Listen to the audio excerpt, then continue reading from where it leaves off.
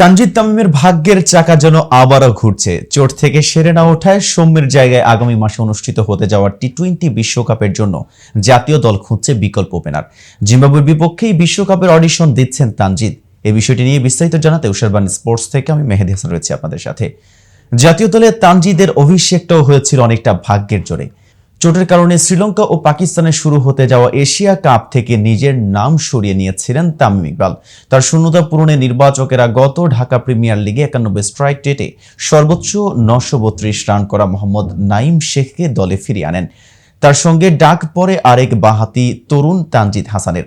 দুজনকে দলে নেওয়ার আরেকটি যুক্তি ছিল, প্রিমিয়ার লিগের পরে শ্রীলঙ্কার ইমার্জিং এশিয়া কাপে বাংলাদেশের সফল দুই ব্যাটসম্যান ছিলেন তানজিদ ও নাঈম। নাঈম 4 ইনিংসে 125 রান করেন 99 স্ট্রাইক রেটে। সমান ইনিংসে তানজিদের রান 179, স্ট্রাইক রেট ছিল 116। উদীয়মানদের সেই এশিয়া কাপ থেকে বড়দের এশিয়া কাপে প্রথম সুযোগটা আসে নাঈমের, কিন্তু এশিয়া কাপের শেষের দিকে এসে নাঈমের জায়গায় সুযোগ আসে তানজিদের। কে জানতো অদৃষ্ট তখন থেকেই তানজিদের জন্য সম্পূর্ণ ভিন্ন চিত্রনাট্য নিয়ে অপেক্ষা করছিল। বড় কোনো ইনিংস না খেলেও ছোট ছোট ক্যামিও তানজিদের ভাগ্যের চাকা ঘুরিয়ে দেয়। পাল্লাকেলে কলম্বোর পর মিরপুরে নিউজিল্যান্ডের বিপক্ষে ওয়ানডে সিরিজের তানজিদের জায়গা হয়ে যায় ওয়ানডে বিশ্বকাপের দলে। বড় কোনো সাফল্য ছাড়াই তানজিদ ভারতে অনুষ্ঠিত বিশ্বকাপে বাংলাদেশের সবকটি ম্যাচ খেলেন, সর্বোচ্চ 51 রান করেন ভারতের বিপক্ষে। বিশ্বকাপ ব্যর্থতার পর নিউজিল্যান্ড সফরে ও ওয়ানডে দল থেকে তানজিদকে বাদ দেওয়া হয়।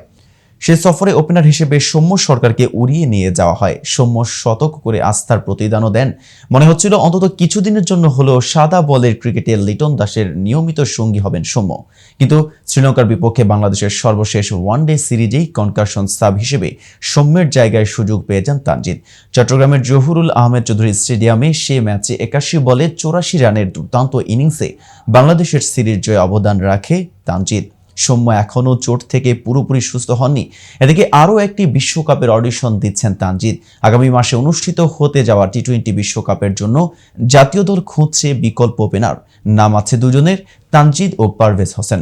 জিম্বাবুয়ের বিপক্ষে 5 ম্যাচে টি-20 সিরিজের প্রথম 3 ম্যাচে দলে আছেন দুজনেই।